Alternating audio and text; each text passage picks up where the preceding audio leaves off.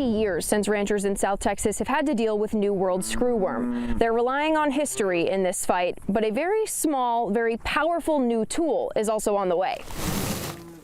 Generations of Bill Martin's family have run this Carrizo Springs cattle ranch, which means generational knowledge about fighting New World screwworm. Said I'm probably one of the few people left alive that's ever actually physically doctored them.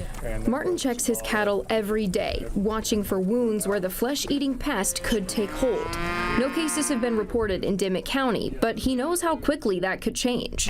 And how big of a deal is it if one of them were to have a screwworm? Well, it could kill in a matter of a week or less a calf that size.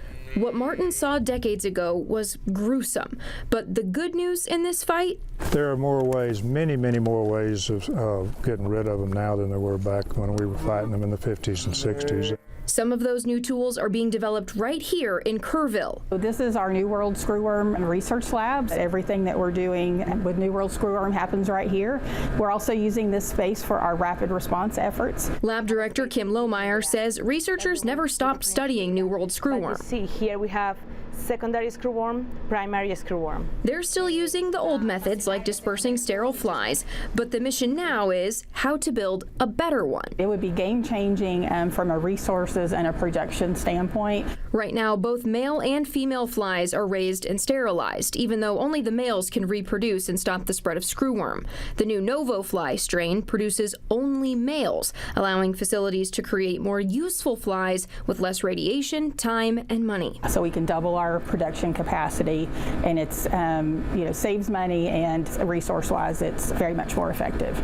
Researchers are now working to determine how to mass produce the Novo fly without disrupting the sterile fly program already underway in Panama. Back at the ranch, Martin says that production cannot ramp up fast enough. A sterile fly facility has reopened in Mexico, and one is under construction in Edinburgh. The government was slow to react. They shut down our only plant years ago, and it's taken way too long to get that plant going. Between careful inspection out here, what activates that receptor, and the new solutions in the lab, and we'll live through this, just like we always have. the Novo fly has to be approved by the EPA before it can be used over ranches like this one. The government is planning to test it out over Panama at the end of this year. For the News 4 I team, I'm Jordan Elder.